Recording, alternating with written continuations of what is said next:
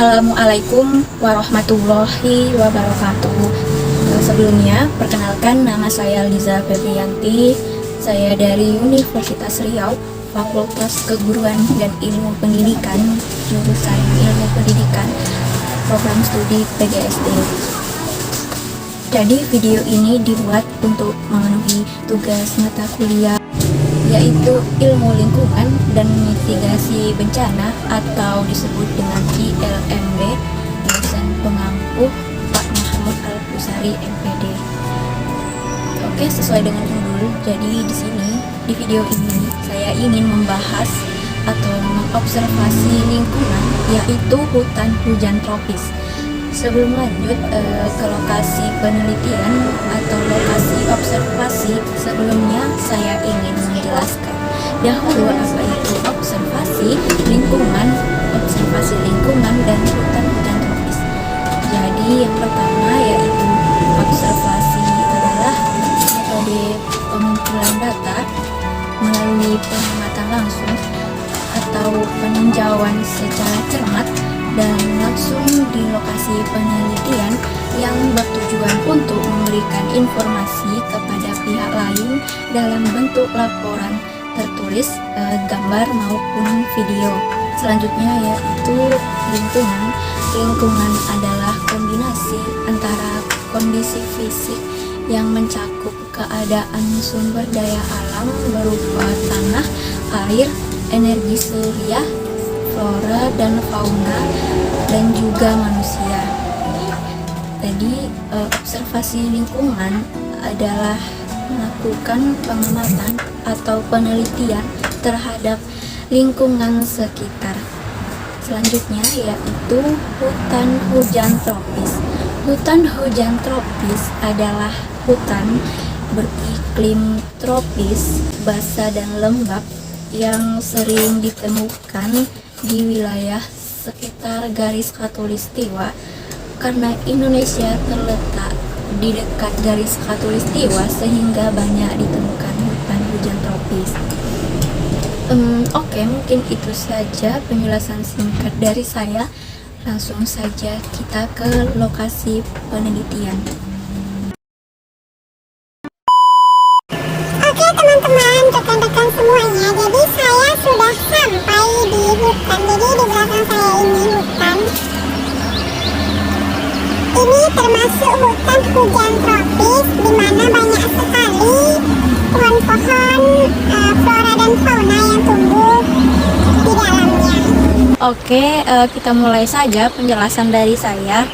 Jadi hutan hujan tropis ini sangat penting dan besar pengaruhnya bagi lingkungan, bukan lingkungan saja tapi penting untuk dunia. Nah, mengapa hutan hujan tropis ini sangat penting? Ya, tentunya hutan ini memberikan layanan ekologis termasuk ratusan miliar ton karbon, melindungi dari banjir dan kekeringan, menstabilkan tanah, mempengaruhi pola curah hujan, dan menyediakan rumah bagi satwa liar dan penduduk asli. Hutan hujan tropis merupakan habitat yang cocok bagi flora dan fauna. Jadi kalau hutannya dihancurkan dan digantikan menjadi rumah atau bangunan-bangunan yang lain untuk kepentingan pribadi, hewan-hewan akan kehilangan tempat tinggalnya dan akhirnya dia akan pindah ke pemukiman warga. Nah, bayangkan saja ketika di rumah atau di dekat pekarangan rumah kamu ada gajah atau monyet, pasti sangat mengganggu kegiatan. Mereka bisa saja mengobrak-abrik pekarangan kita seperti perkebunan, pertanian, dan aset-aset milik warga sehingga terjadilah kerugian. Selain itu, dengan banyaknya spesies tumbuhan yang ada di sana, oksigen yang dihasilkan dapat memenuhi 40% oksigen yang ada di dunia. Lalu apa jadinya kalau kondisinya rusak dan tidak stabil? sudah pasti oksigen akan berkurang drastis dan cuaca di bumi akan menjadi semakin panas. Kemudian dengan banyaknya pohon yang ada di hutan-hutan hujan tropis biasanya membuat penyerapan air menjadi lancar. Bayangkan kalau lokasi hutan hujan tropis dijadikan lahan perumahan, ya akan berakibat fatal. Akar-akar yang seharusnya menyerap air hilang begitu saja. Lalu terjadilah banjir dan masih banyak terjadi musibah lainnya.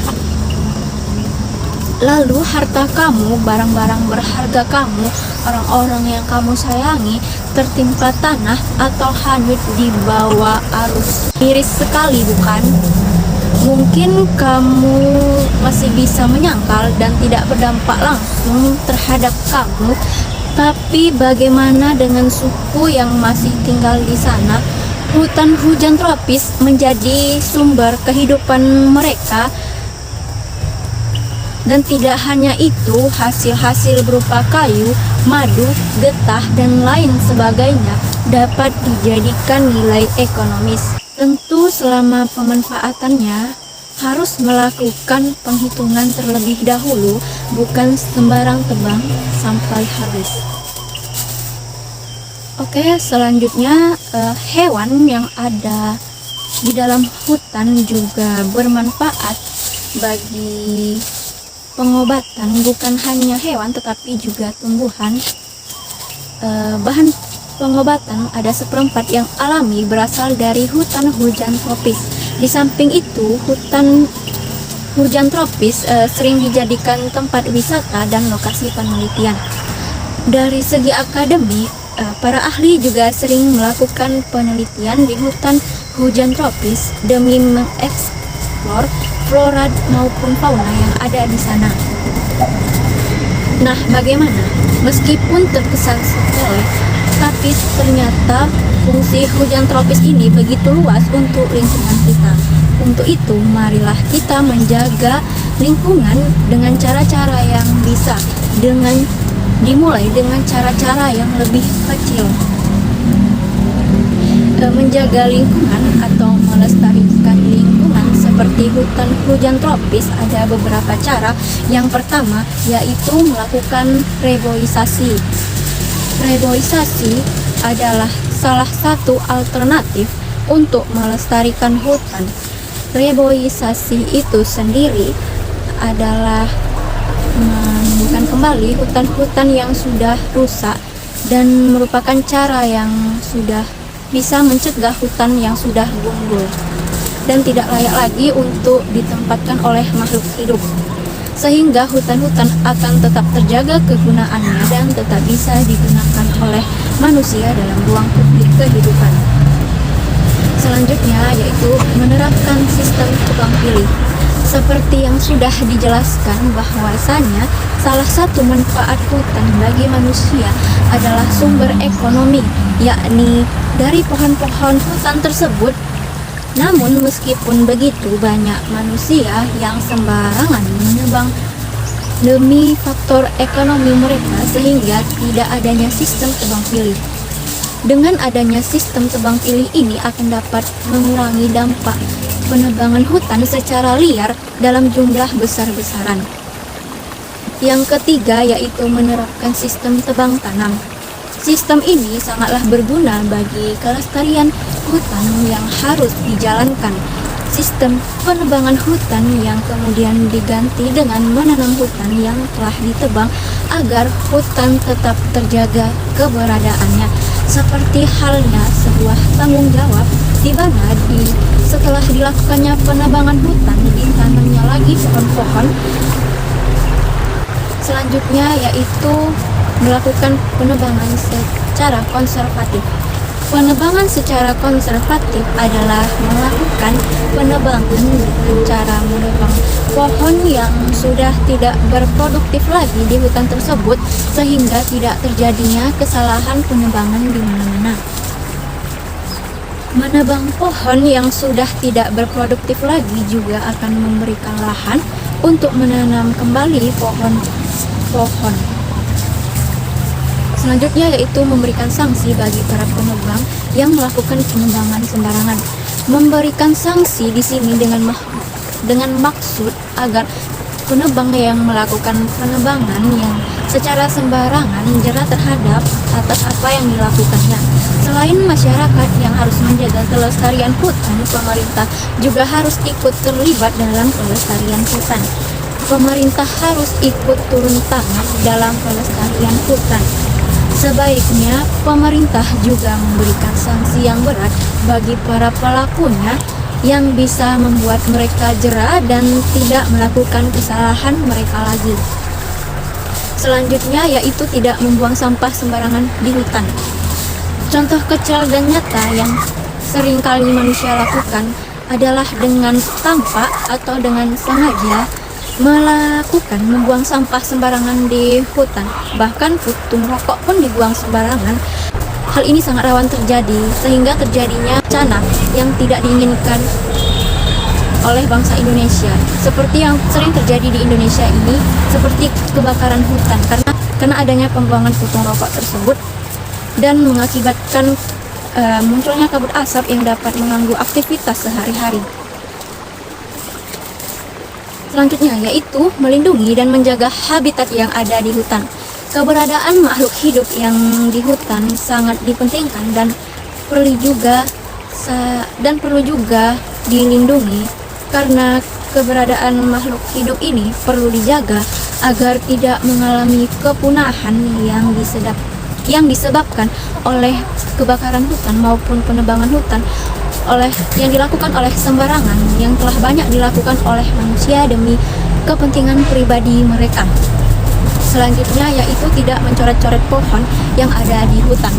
Banyak sekali para remaja atau orang dewasa yang ada satu kunjungan atau mendatangi hutan-hutan yang ada di pegunungan, banyak sekali hal-hal yang sudah dilakukannya seperti meninggalkan jejak mereka dengan cara mengukir suatu tulisan di batang pohon yang ada di hutan tersebut atau mencoret-coretnya dengan sesuatu yang membuat kelestarian hutan menjadi berkurang.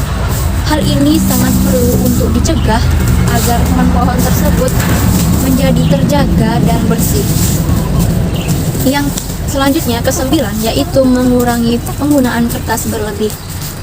Kertas yang dibuat di pabrik-pabrik sangat perlu diperhatikan dalam jumlah yang diperlukan dan tidak dihambur-hamburkan atau berlebih karena akan mempercepat proses terjadinya efek rumah kaca.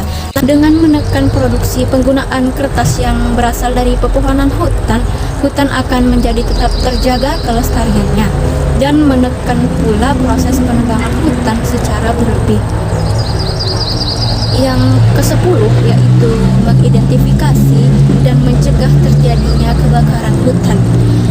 Belakangan ini, negara Indonesia maupun negara tangga lainnya sangat merasakan dampak terjadinya dari kebakaran hutan yang dialami oleh Indonesia. Dampak tersebut yakni bencana kabut asap yang terjadi di Indonesia beberapa tahun lalu. Saat ini terjadi karena adanya kebakaran hutan yang terjadi di mana-mana. Maka dari itu, pemerintah sangat perlu mengidentifikasi apa-apa yang menyebabkan kebakaran tersebut terjadi.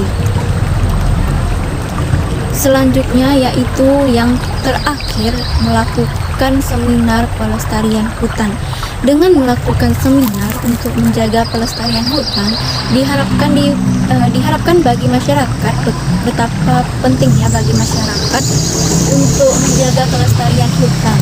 Selain itu diberitahukan juga untuk apa manfaat dari hutan bagi manusia serta fungsi-fungsi apa yang dapat diambil dalam hal positif, memberitahu dampak-dampak yang akan terjadi jika semua orang tidak menjaga kelestarian hutan. Maka dari itu sangat diharapkan sekali masyarakat untuk mengetahui cara-cara melestarikan hutan yang sebenarnya untuk menjaga hutan agar lebih bersih, indah, dan nyaman. Namun tidak hanya untuk mengetahui saja, akan tetapi ikut melaksanakan dalam pelaksanaan pelestarian hutan. Kayak gini hutannya. Mau ke sana guys, cuma takut. Takut. Udah kita pulang aja.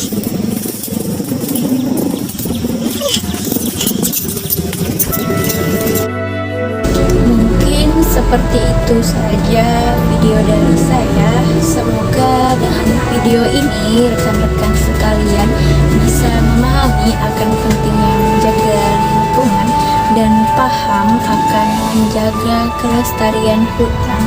Dan sampai jumpa di video saya selanjutnya. Akhir kata saya ucapkan Assalamualaikum warahmatullahi wabarakatuh.